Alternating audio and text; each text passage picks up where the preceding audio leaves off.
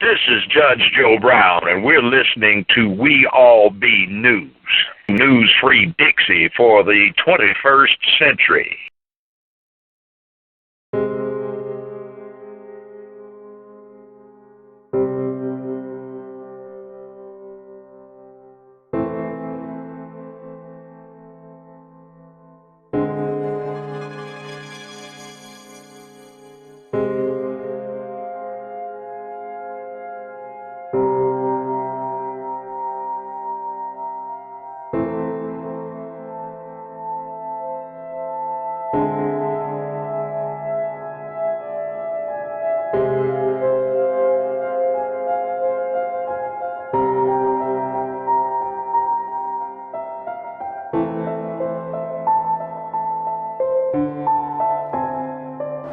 Stop the revolution! You can't stop the revolution! You can't stop the revolution! You can't stop the revolution! You can't stop the revolution! You can't stop the revolution! You can't stop the revolution! You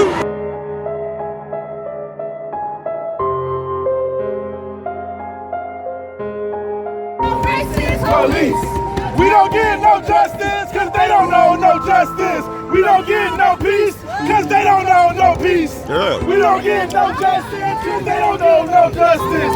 We don't get no peace cause they don't get no peace!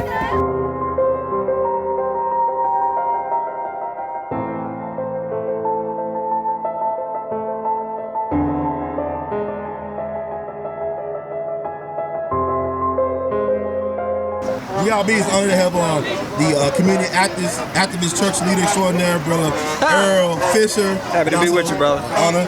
Sir, what's your name? I'm Paul Garner. I'm the organizing coordinator for Memphis United at the Mid-South Peace and Justice Center. And also a proud member of Abyssinian Missionary Baptist Church. Oh, great. So y'all living that life outside the church. Y'all living the life, what will Christ do, y'all doing it in the streets.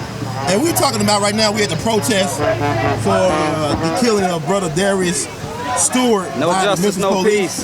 No justice, no peace. No racist police. No racist police. So I want to get y'all take on why you think Memphis so slow to respond, the community, to this travesty of justice. I wouldn't necessarily say that it's a slow response. I think it is a reflection of some of the apathy that we have experienced because there's such a deep distrust. Mm-hmm. But at the same time, you do have people who are raising their voices and trying to work in various aspects in and against the system to try to make sure we get justice for Darrius, which is a young brother who ultimately at the end of the day, 19-year-old brother, unarmed, on the passenger side of a car, had no business being questioned, was not driving, and for some reason ended up in police custody, then ended up shot 3 times, sent a mass. And so regardless of what may be being put out there about the character of this young brother, it is irrelevant to the fact that he ended up dead. He did not have to be killed, and so that's why we're not protesting police, we're protesting injustice. Okay. I would agree with that completely. I'd also say that, you know, I know some people have said that they're disappointed in the numbers that we're seeing, like at some of these actions, but I wouldn't say, again, people have been slow to respond. In fact, people immediately started organizing. These are folks that a lot of them haven't organized anything on their own in the past, so it's really inspiring for me to see his classmates, et cetera, and his family coming out and supporting these things. But what I would say is maybe the reason that we're not seeing the same numbers that we saw at some of the solidarity actions for Mike Brown and Freddie Gray, et cetera, is, you know, it's really easy to chant solidarity and come out loud and in support of something when it's foreign, but when you actually have to directly confront power in your own town, and there are consequences to the things you say and the actions you take, people are much more hesitant to put it on the line. So I would actually say that the folks that we've got out here and the folks that have been at these other actions,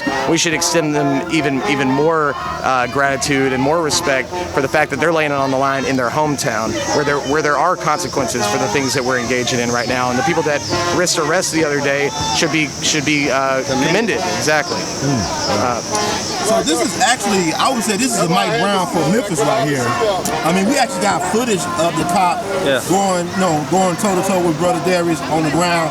I don't know, church no less, New Direction. It looked more like toe on throat to me. Okay. But even beyond that, I would be a little bit cautious to draw these direct parallels. Each one of these scenarios, from Mike Brown to Eric Garner, Trayvon Martin to Mira Rice, Rashida McBride, and all of the others, there are specifics relative to that particular case. And the same is the case with Darrius, because now surfaces, and I don't even want to talk so much about this brother's character, because even though there are differences and nuances, there are also a lot of similarities in this regard. The same way that the identity of the police officer in the past has been hidden and the police officer was coddled, we see that same thing. The same victim blaming, the same putting the deceased on trial who cannot defend his or herself is the same thing that's happening here. But again, to Paul's point, we should commend and applaud those people who are standing here, and we are here for the long haul. So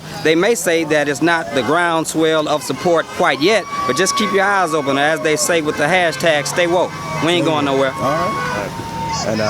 And I think you're right that we could get in the weeds about, well, did this happen or did that happen or did you see this video or that video? But at the end of the day, we got to get back to the root of why we're seeing this kind of responses. Yet again, we have another unarmed young African-American man who is gunned down by police, and we have a police department that is unwilling to be forthcoming with information and answers to not just the family but to the community. And so I don't think there's really a question as to why people don't trust law enforcement when at every step of these kind of processes, they are unwilling to provide facts and evidence and real transparency. Yeah. And that word transparency is something else I wanted to talk about just for a quick second. Is we are hearing that every single day from the mayor's administration to city council, from TBI, from the police director, from the head of the police association, transparency and accountability. But those cannot just be buzzwords that we use out of context. There has to be action to back those up. Transparency means something. Accountability means something. And we need to bring those definitions and pull them out of the dictionary if we need to, and show these people that it's not just a word. There's got to be action. There's got to be follow through, or people aren't going to trust you when you say that. And I also want to say too, don't be caught up in the number of people who are here standing on the corners protesting.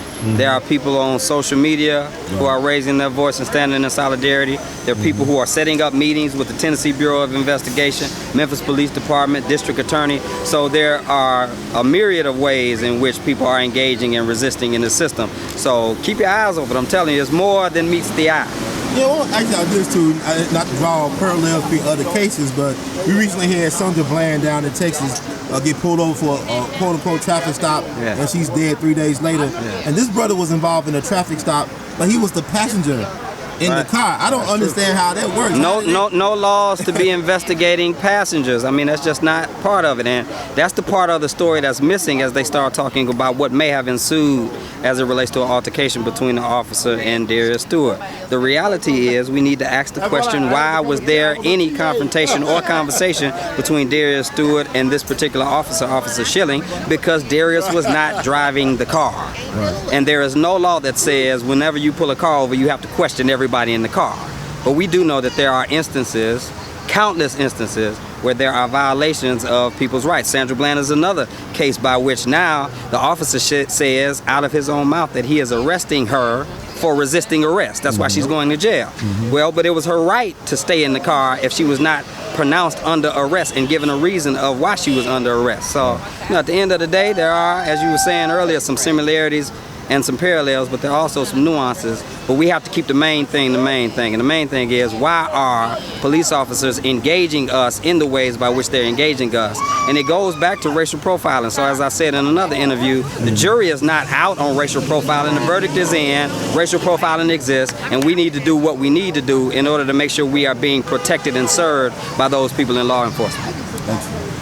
I don't know if I have much of I want to ask you about the Memphis Police Department. It's like they've been flying on the radar when it comes to police brutality. I believe 28 casualties by the Memphis Police Department, 28 killings in the last 2 years. I mean, we've had over 20 officers arrested in just the past year, and I think it's a cultural question as to like why is it that again. The victim is always on trial. The victim is the one to be slandered in the media, but the police get the benefit of the doubt every step of the way, no matter what. You know, if I was accused of shooting someone who was unarmed, I would be in jail right now. That officer is on paid leave. I don't know, you might not be. Well, Yeah, I would be. But that is a problem on both ends. Yeah, on both ends it is. And I think you're right. And I want to make this clear too, because there are some statistics that are showing under the most recent police director's leadership, there's a difference. At the end of the day, we are going to protest and object to every particular instance of injustice when it relates to police. That's why I said we're not protesting police. We want good police. And if we're not getting that, then we need to do the proper work and resistance to ensure that we do get that. So every instance, whether it was 28 times, every 28 times, we need an explanation. We need, as they are saying, transparency and accountability. And until we get that, we're going to resist. So, you know, this is not a war against the police, but this is holding our law enforcement officers who are paid by our tax dollars accountable for treating us with the respect and dignity that all of the citizens deserve. So. Yeah, this is not like legalized terrorism. We talk about ISIS and all this other stuff. This is not legalized terrorism, police terrorism. Is this like police state terrorism that we're witnessing right now? I mean, I think we're pretty close, and you know, you do have a police director who's on record as saying there will be no gang that rivals the Memphis Police Department. And I don't know, I don't know if that's just a bad choice of words, but I didn't say come it. out of your mouth. I'm quoting someone who said that. So I do think that there is a cultural problem with law enforcement, not just in Memphis but around the country, where there's this siege, like warrior mentality, and you'll see when we ask simple questions and we demand answers. Yeah. We are treated as if we are anti-police. We are labeled as anti-police when we've said nothing to the contrary. So anything, it seems, but high praise of the police department is taken as an unjust criticism toward them. And that has to stop, and we have to stop allowing ourselves to fall victim to that narrative that people who have criticisms and questions of the way their law enforcement department does business are anti-police. That's simply not the case. You raise those criticisms because you have high expectations and believe that they can be followed through with. So we expect more of our law enforcement officers. I have former teammates, you know, that I went to college with that are law enforcement officers, and I know many of them are doing good police work, and we commend them. I'm also protesting police injustice on behalf of those police officers that are doing a great job. And I would hope that some of the police officers who are doing a great job would also stand up and raise their voices against those who are doing the injustice. Man, I want to talk about another institution, a revered institution. I know where this is going. And you represent the legacy of that brother. Yeah, this is your question. And you know, Darrius Stewart, he was killed on the church grounds, New Direction Church. And we saw what happened in June with Mother Emmanuel Church. You know, 9 black lives stolen and taken during a Bible study. Where in the hell is the black church? Well, I'm a representative of it, and not only that, as it relates to New Direction, I've been in conversation with Pastor Stacy Spencer, Pastor Karen Todd, other pastors in the Hickory Hill area. So even by default, I am representative of them. One of the things I've tried to implement as a socially conscious and social justice ridden pastor is a certain type of yielding to those people in the neighborhoods by which some of these tragic incidents take place. So, you know, I pastor in Whitehaven, but Memphis is still our city. So I stand in solidarity with New Direction. I'm gonna do all I can to ensure that they're doing all they can to stand with the family and with the other people, so the whole church. You know, there's other pastors out here. Shout out to Pastor Andre Johnson of the Gifts of Life Ministry, that's in Raleigh, and he's been out here. Other pastors, it was a pastor from South Memphis, Pastor Ashton Alexander, who just left. There were other pastors who were standing in solidarity with us on Friday. So I'm not the only one. I'm not suggesting that the church collectively is doing all that we need to do. We do need to do more, and we should be doing better. But trust me when I tell you, we're not going to spare when we cry loud. We're going to cry and encourage all of those who need to be a part of this to be a part of this, and the church is no exception. Okay, that was a great answer. And also I'm looking at the fact that I look at Memphis as a plantation town. Like, you know, down south you got New Orleans, a little bit of up north or upper south you got St. Louis. St. Louis had Ferguson last year. We're approaching the 1-year anniversary of the Mike Brown Ferguson incident, August 9th. Then 10 years ago in August, Katrina happened, or Hurricane FEMA happened to New Orleans. So what makes people think that Memphis is going to escape judgment? We on a dang earthquake, but you Magic Fault Line and the police thing. So what do you think going to happen here? Well, first, I don't want to appropriate all natural disasters to somehow God passing judgment upon the people. Sometimes it's just a byproduct of human beings not understanding nature well enough to know maybe you shouldn't build a city on the fault line, or maybe you shouldn't build a city below sea level. But that notwithstanding, I think that the judgment of God does stand against all oppression and all oppressors, and the same Spirit of God that stood with Jesus and other prophets, I believe, stands with us when we stand on the side of those who are oppressed. Thank you, brother Earl Fisher. What's the best way to get in touch with you? Hit me up on Facebook, Earl J. Fisher, E-A-R-L-E, J. Fisher, or on Twitter at Pastor_Earl, E-A-R-L-E, same thing on Instagram, www.abcministries1.org, or find me in the streets. I'm out here. You hear me? Yes, sir. The word's good to God. We love you, man. Sir. Love you too, brother.